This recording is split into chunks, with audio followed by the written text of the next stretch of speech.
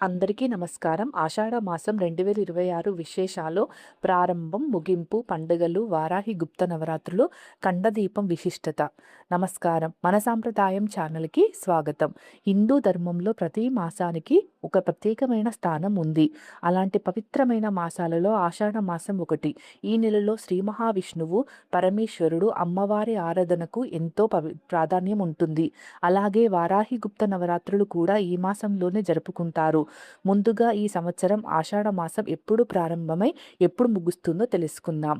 2026 సంవత్సరంలో ఆషాఢ మాసం జూన్ 16న ప్రారంభమై జూన్ 15న ముగుస్తుంది.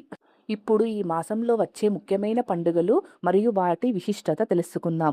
జూన్ 16 ఆషాఢ మాస ప్రారంభం. ఈ రోజు ఇంటిని శుభ్రపరిచి దీపారాధన చేసి శ్రీ మహావిష్ణువు, పరమేశ్వరుడు, లక్ష్మీదేవి అమ్మవారిని పూజించడం శుభప్రదం. జూన్ 21న జగన్నాథ రథయాత్ర.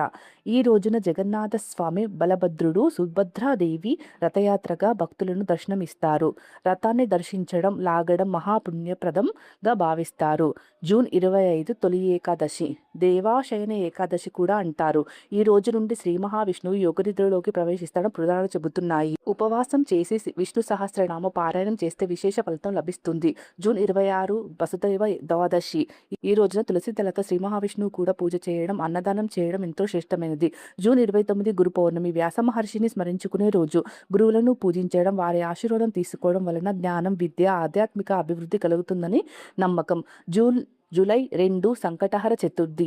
శ్రీ మహాగణపతికి పూజలు చేసి వ్రతం చేస్తే జీవితంలోని విఘ్నాలు తొలగుతాయని విశ్వాసం. జూన్ 6 కాలాష్టమి. కాలభైరవ స్వామిని పూజిస్తే భయాలు, శత్రుబాధలు తొలగి ధైర్యం పెరుగుతుందని చెబుతారు. జూలై 10 కామిక ఏకాదశి. ఈరోజు ఉపవాసం చేసి శ్రీ మహావిష్ణువును పూజిస్తే అనేక పాపాలు నశించి మోక్షప్రాప్తి కలుగుతుందని పురాణాలు చెబుతున్నాయి. జూలై 11 ప్రదోష వ్రతం. పరమేశ్వరుని అభిషేకం చేసి బిల్వదళాలతో పూజించడం ఎంతో శుభప్రదం. జూలై 14 ఆషాఢ అమావాస్య. పితృదేవులకు తర్పణాలు, దాన ధర్మాలు చేయడానికి ఈ రోజు అత్యంత విశిష్టమైనది. వారాహి గుప్త నవరాత్రులు. ఆషాఢ శుక్ల పాడ్యమి నుంచి నవమి వరకు వారాహి గుప్త నవరాత్రులు నిర్వహిస్తారు. ఈ నవరాత్రుల్లో శ్రీవారాహి అమ్మవారికి భక్తితో ఆరాధిస్తే శత్రు బాధలు తొలగి ధన సమృద్ధి, ఐశ్వర్యం, ఉద్యోగం, వ్యాపారాలలో విజయం, కుటుంబ శాంతి కలుగుతాయని తాంత్రిక గ్రంథాలు చెబుతున్నాయి.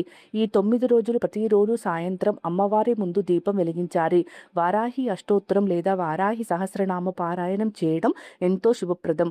కండదీపం విశిష్టత గురించి తెలుసుకున్నాము. వారాహి గుప్త నవరాత్రుల్లో కండదీపం వెలిగించడం అత్యంత పవిత్రమైన ఆచారం. ఒక మట్టి లేదా వెండి దీపంలో నెయ్యి లేదా నువ్వులు నూనె పోసి మందపాటి వత్తితో వెలిగించి కండదీపం వెలిగించడం వల్ల అమ్మవారి అనుగ్రహం లభిస్తుంది. ఇంట్లోని ప్రతికూల శక్తులు తొలగిపోతాయి, ఆర్థిక ఇబ్బందులు తగ్గుతాయి, శత్రుబాధలు తొలగుతాయని విశ్వాసం. కుటుంబంలో శాంతి, ఐశ్వర్యం పెరుగుతాయి. ఆషాఢ మాసంలో చేయవలసిన పనులు: ప్రతిరోజు ఉదయం, సాయంత్రం దీపారాధన చేయండి. శ్రీ మహావిష్ణువు, శివుడు, అమ్మవారితో భక్తితో పూజించండి. తులసి పూజ చేయండి. గోసేవ, అన్నదానం, వస్త్రదానం చేయండి.